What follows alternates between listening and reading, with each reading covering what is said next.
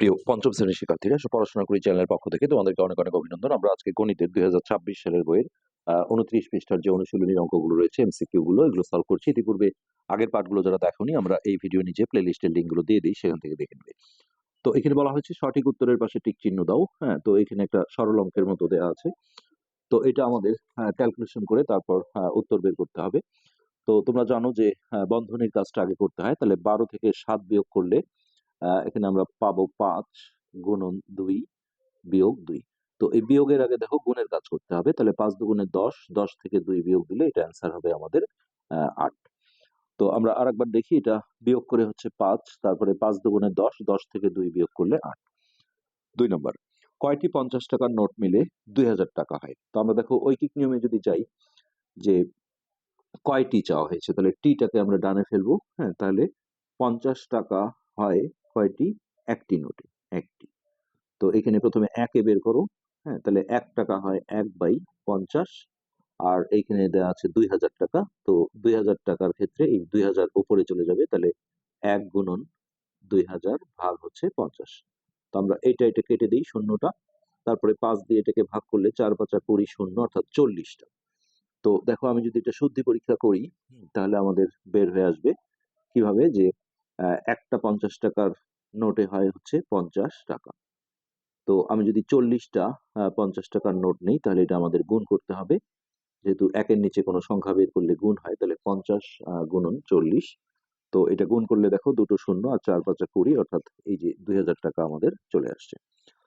এরপর 3 নম্বর, এখানে আছে জামিল 32 টাকা দিয়ে 4টা কলম কিনলো, 15টি কলম কেনার জন্য তার কত টাকা লাগবে? তো এই যে টাকাটাকে যদি ডানে ফেলি, তাহলে আমরা দেখো এইভাবে লিখতে পারি যে 4টি কলমের দাম কত? 32 টাকা। তো এখান থেকে একটি কলমের দাম হবে ভাগ, অর্থাৎ 32 ভাগ ভাগ 4। তারপরে এইখান থেকে আমাদের 15টি কলম যখন আমরা বের করব, এই 15 হবে উপরে যাবে। তাহলে 32 গুণন 15 ভাগ 4। তাহলে এটা দেখো কাটাকাটি করলে 4 8টা 32। এখন এই 15 আর 8 গুণ করে দিলে 5 8টা 40, শূন্য হাতে 4, 8 কে 8, 8 4 12, এই 120 টাকা হচ্ছে আমাদের এই প্রশ্নের উত্তর। 4 নম্বর, 1 ডজন পেন্সিলের দাম এত টাকা হলে 8টি পেন্সিলের দাম কত? তাহলে এখানে যেহেতু ডজন আছে, এখানে টি আছে, তাহলে এই ডজনটাকে আমরা টি এ প্রকাশ করে নেব, অর্থাৎ 1 ডজন মানে কত? 12টি। তাহলে 12টি পেন্সিলের দাম হচ্ছে 48 টাকা। তাহলে একটি পেন্সিলের দাম কম হবে, অর্থাৎ ভাগ হবে। এইভাবে ভাগ করতে পারি, আমরা উপর নিচ করে দিচ্ছি। 48 ভাগ 12। এইখান থেকে দেখো 8টা পেন্সিলের দাম চাওয়া হয়েছে, তাহলে 8 যাবে উপরে। 48 ভাগ 12 গুণন 8। তাহলে 12 দিয়ে ডিরেক্ট কেটে দিলে দেখো এটা 1, 4 12 48, তাহলে এটা 4 8টা 32 টাকা। এটাই হচ্ছে অ্যান্সার। এতটি আম 15 জনের মধ্যে সমানভাবে ভাগ করে দিলে কয়টি আম অবশিষ্ট থাকবে? তো এটার জন্য আমাদের দেখো এই 15 দিয়ে ওই আমের সংখ্যাটাকে ভাগ করতে হবে। তো 15 দিয়ে আমি যদি 334 কে ভাগ করি, তাহলে এইটা হচ্ছে 15 দুগুণে 30। এখানে অবশিষ্ট থাকে 3, তারপর আমি 4 কেটে নিলাম। আবারও 15 দুগুণে 30, এই যে অবশিষ্ট থাকে দেখো 4টা। তাহলে এই 4টি হচ্ছে অ্যান্সার। 6 নম্বর, মাতার বয়স কন্যার বয়সের 3 গুণ। কন্যার বয়স 15 বছর হলে 10 বছর পর মাতার বয়স কত হবে? তো দেখো মাতার বয়স কন্যার বয়সের 3 গুণ। তাহলে কন্যার বয়স যদি 15 হয়, তাহলে মাতার বয়স হবে 3 15 45। তাহলে এটা হচ্ছে বর্তমান। তাহলে মাতার যদি বর্তমান 45 হয়, তাহলে 10 বছর পরে 45 যোগ করো, তাহলে 45 যোগ 10 হচ্ছে 55 বছর। এটা অ্যান্সার।